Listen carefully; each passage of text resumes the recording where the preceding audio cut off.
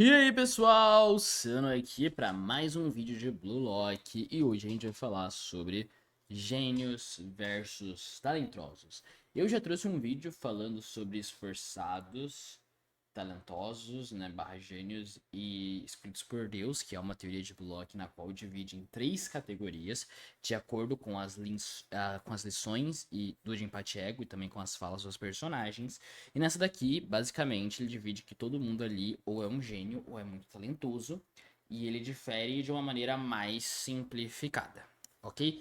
Pra gente começar, eu vou colocar aqui um exemplo para vocês e nesse exemplo a gente vai explicar e depois a gente vai colocar vários outros exemplos, né? Então vamos pegar dos mais famosinhos personagens. Nós temos o Izag como talentoso e como gênio. Aí já vai ser meio óbvio, né? Porque eu coloquei o Izag ali. Seu contraposto aqui a gente vai colocar o Itoshi, ok? Pô, como assim? Vamos lá, vamos explicar aqui. Primeiramente, os gênios, eles possuem traços genéticos ou mentais que permitem ações impossíveis. Então são jogadas que, tipo assim, não tem como de fato você replicar se você não for um gênio. E são coisas que não acontecem com tamanha frequência. Como dribles ilógicos ou força fora do normal. Força sobre-humana. Ou, sei lá, a velocidade do Loki lá sobre-humana, ele conseguir pegar um chute de pênalti. E isso evolui por mutação instintiva, ou seja, é tanto soma da genética, tanto dos seus instintos e emoções. Eles complementam os talentosos, mas dependem de estímulos para brilhar. Então, esses jogadores são geniais, mas eles não entendem o porquê mesmo eles são geniais, porque as coisas que eles fazem são meio impossíveis e não existe necessariamente uma lógica, uma estrutura que os fez conseguir tamanho feito. Dito isso, a gente coloca, por exemplo, aqui o Ituchihin quando ele fica puto por irmão dele, quando ele tá super estressado, ele entra no flow, língua pra fora, e ele consegue analisar o jogo de uma maneira muito melhor, ele fica mais rápido, todos os sentidos e habilidades técnica deles ali, o overhaul dele, vamos dizer assim, tudo fica maior, ok? Todos os atributos dele são aprimorados nesse momento. E isso é uma coisa assim que, tipo, ele necessitou de um estímulo pra ele ficar assim. Ele não consegue simplesmente replicar toda essa habilidade toda hora. E gênios possuem traços genéticos ou mentais que permitem. Oh, desculpa, tô lendo gênio de novo. E talentosos, eles têm um alto QI e eles analisam os gênios, eles se adaptam rapidamente e eles replicam técnicas com precisão. Eles não têm o divino, tipo, eles não têm o fazer coisas impossíveis, mas superam por esforço intelectual, como prever movimentos ou criar fórmulas, que é o que o de empatia ego passa. São essenciais para treinar gênios. E aí, a gente tem uma dificuldade que é o ego dos gênios. Os talentosos têm um ego mais fácil. E aí o Izag tem isso, né, gente? O Izag, ele analisa tudo que os gênios fazem. Ele fala muito disso no último jogo da Liga Neo Egoísta, que é do Bastard contra o PXG, dizendo, o que todos esses gênios, né, fazem, mas eu consigo superar eles porque nem mesmo eles entendem o que fazem. Então, se eu entender o que eles fazem, eu consigo criar uma fórmula para vencer gênios. E tudo isso com o seu talento, ok?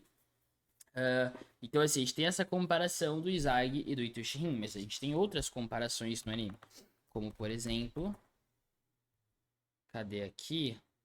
Uh, a gente tem o Noel Noah, ok?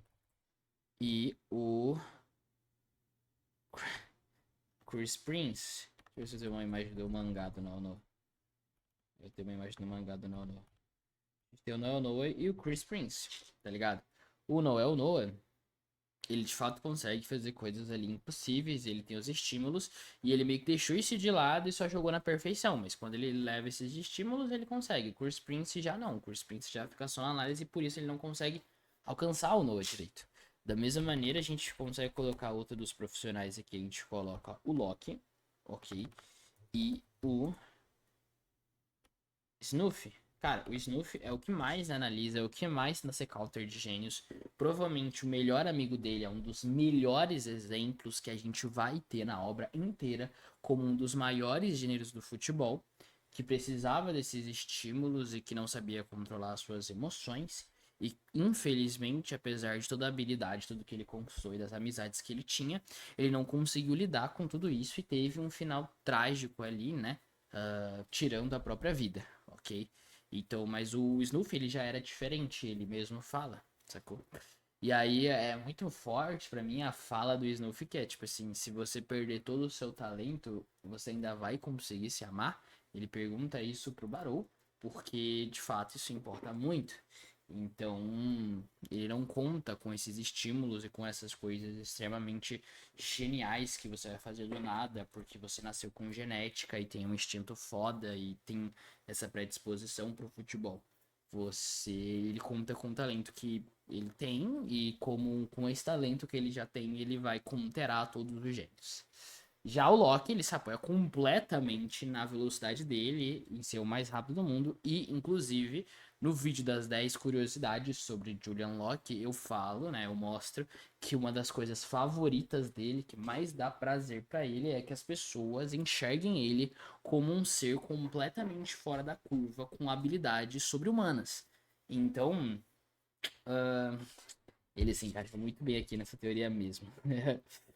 Aí a gente também vai ter, cara, outra comparação. A gente tem o Nagi, ok?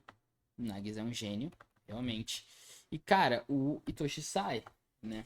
O Nagi é aquele cara que não precisou treinar, ele joga futebol entre 6 meses a um ano ali, se for contar o período do Blue Lock também, e ele simplesmente faz coisas sobrenaturais com estímulos que ele mesmo não consegue explicar. Já o Itoshi Sai, não, o Itoshi Sai, ele treina desde criança, ele é extremamente inteligente, extremamente analítico, ele chega lá num futebol de alto nível querendo ser atacante, não consegue ser atacante, diz que não vai conseguir ser um dos melhores atacantes do mundo, porque existem muitos gênios lá fora, e ele não consegue superar esses gênios, joga numa posição onde o talento dele vai ser de fato muito bem utilizado e aprimorado e consegue vencer outros gênios através das suas próprias habilidades técnicas e não da sua genialidade. Sendo assim, eu acho que é um ótimo exemplo também para essa comparação, ok? E eu acho que esse aqui é um dos melhores exemplos para a gente finalizar. A gente pode falar de outro aqui também, a gente pode, a gente ter uma sugestão aqui, que é do Barou, ok? E o talentoso sendo o Kunigami. Então o Barou também é aquele que desde sempre não só teve um talento muito natural e fazia coisas incríveis, mas também tinha um pensamento, uma análise que ele era o melhor e uma autoestima muito forte, uma autoconfiança muito forte, que o levou para o sucesso e o levou até pessoas o admirando. Já o Kunigami não, o Kunigami era aquele cara que respeitava todo mundo, que era colega de todo mundo, que as habilidades técnicas, sociais que ele aprendia, né, junto com o seu talento, conseguia levar ele mais longe.